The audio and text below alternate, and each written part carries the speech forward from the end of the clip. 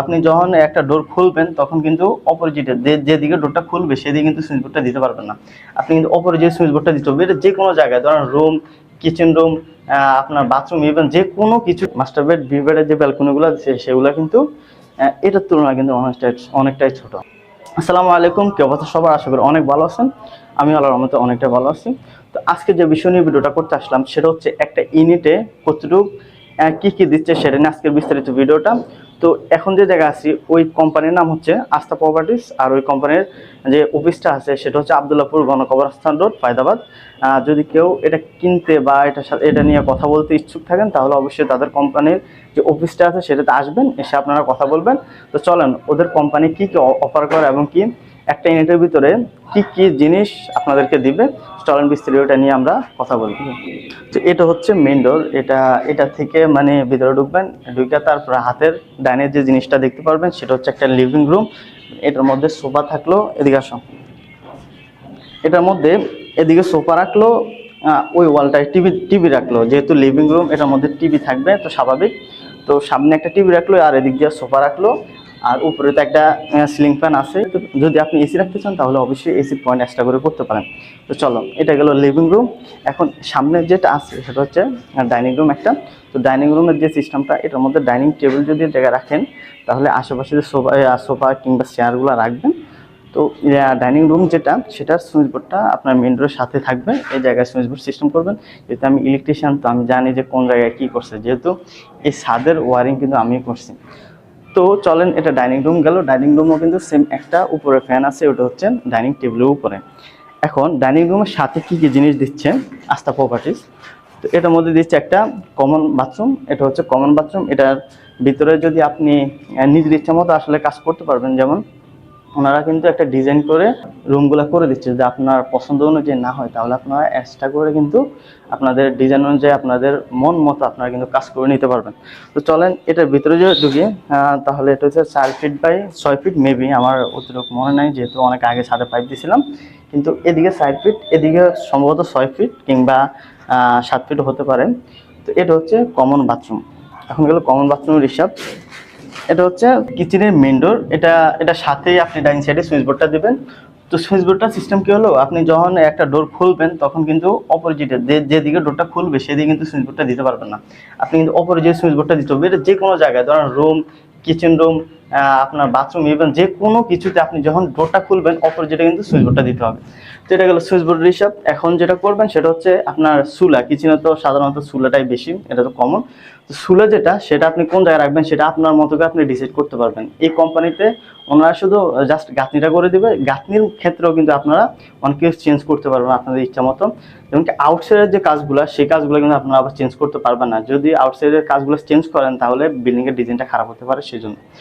তো এটা গেল কিচেনের সিস্টেম। এটা আপনি নিচে স্ল্যাব করবেন, যে জায়গায় করেন আপনি সিঙ্কের জায়গা যা রাখবেন, চুলার জায়গা যে জায়গায় রাখবেন আপনার ইচ্ছা মতো রাখতে পারেন। এবং কি সিঙ্কের পাশাপাশি আপনি ব্লান্ডার করার জন্য যে জিনিসগুলো ব্যবহার করবেন সেটার জন্য এক্সট্রা করে পাওয়ার দেওয়া হবে। সেটা পরবর্তীতে আমি অন্য কোনো ভিডিওতে কিচেনের ব্যাপার নিয়ে অন্য কোনো ভিডিও তৈরি করবো, আপনারা ওই ভিডিও দেখলে বুঝতে পারবেন। তো চলেন কিচেনের হিসাবটা শেষ করে হচ্ছে মাস্টার বেডের ডোর। এটার সাথে যেটা করবেন সেটা ডাইন সাইডে সুইচ বোর্ডটা থাকলেও, যেহেতু ডোরটা দিয়ে খুললো।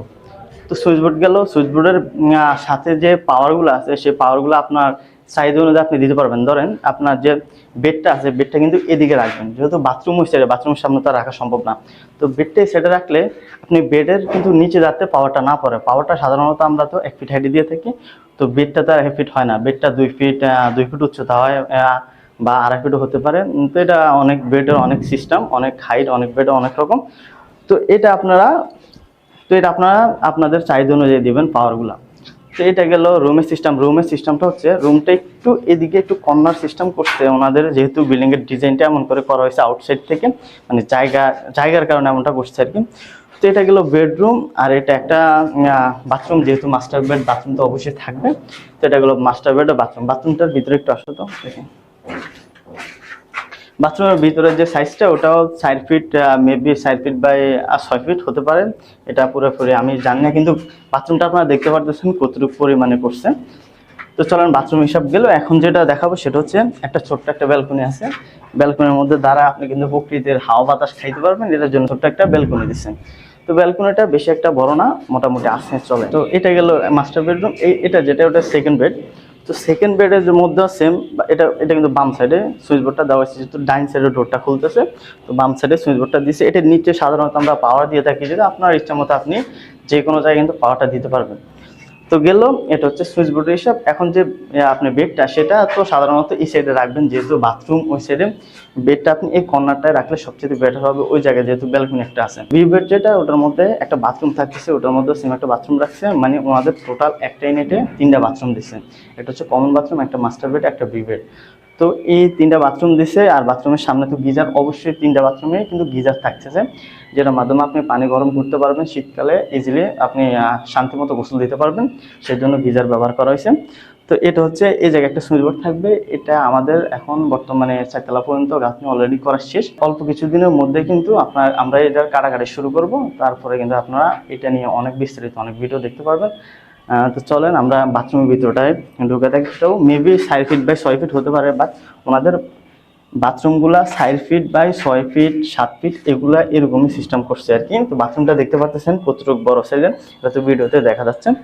তো ওনাদের বরাবর মতো এখানে একটা ব্যালকনি আছে, ব্যালকনিটা সিস্টেম করছে ত্রিভুজ আকৃতিতে, সিস্টেমটা করছে ব্যালকনির, যেহেতু ওনাদের বিল্ডিং এর ডিজাইন এবং কি বিল্ডিং এর আউটসাইডের যে জায়গাটা, সেই জায়গা অনুযায়ী কিন্তু ওনারা বিল্ডিংটা তুলছেন, সেই জায়গা অনুযায়ী ওনারা যতটুকু দিতে পারছে ততটুকু দিচ্ছে।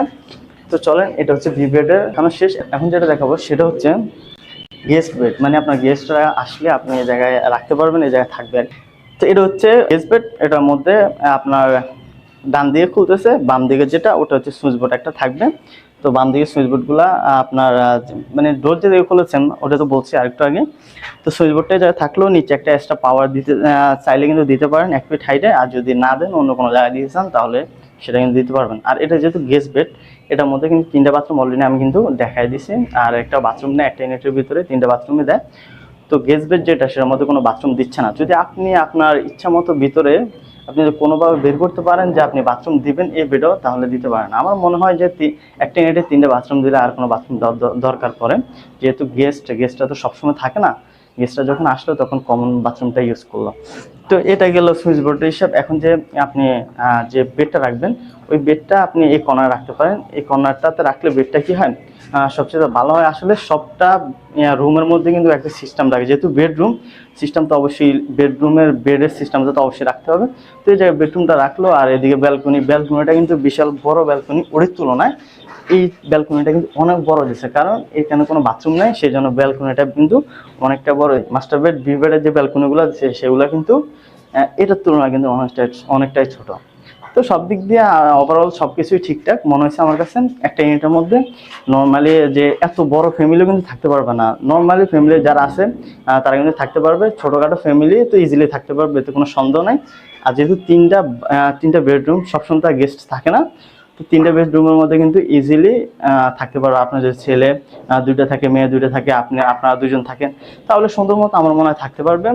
তো আমাদের ইউনিটটা টোটাল প্যাকেজটা আপনাদের কাছে কেমন মনে হয়েছে আপনারা ভিডিওর কমেন্টের মাধ্যমে জানাই দিবেন। আর যারা আমার এই চ্যানেলের মধ্যে নতুন হয়ে আছেন তারা অবশ্যই সাবস্ক্রাইব করবেন। আর এই চ্যানেলে কিন্তু আপনারা সবসময় পেয়ে যাবেন আমার ইলেকট্রিক্যাল যে কাজগুলা, আমার ইলেকট্রিক্যাল যে প্রবলেম, হাউস ওয়ারিংয়ের যে প্রবলেমগুলো, সেগুলো নিয়ে কিন্তু আপনার এই চ্যানেলের মধ্যে ভিডিওগুলো থাকবে। আপনার ওই ভিডিওগুলো দেখলে আপনাদের যে বাসা বাড়িতে যে নর্মালি সমস্যাগুলো আপনারা কিন্তু সলভ করতে পারবেন। তো জলদি করে সাবস্ক্রাইব করে রাখেন। সবাই ভালো থাকবেন, সুস্থ থাকবেন, আমার জন্য দোয়া করবেন। আল্লাহ হাফেজ।